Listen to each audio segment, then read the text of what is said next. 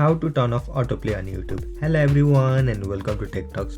To turn off autoplay on YouTube, all you need to do is follow these few simple steps. So first thing first, open your YouTube app and then subscribe to us. Jokes apart. On bottom of your screen you will find different navigation options. So on bottom right hand side you will find your profile icon. So tap on it. And then you will see this kind of page. So here on top right hand side of your screen you will find this icon of settings. So tap on it. Now scroll down and then here you will find the option called Playback. So tap on it. And then you will be directed to this page. So here what you need to do is you have to turn this first option off, autoplay next video. So simply tap on it to turn it off.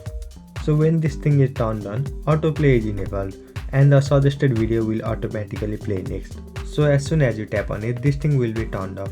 So this is all you need to do to turn off autoplay on YouTube. I hope you found this video helpful.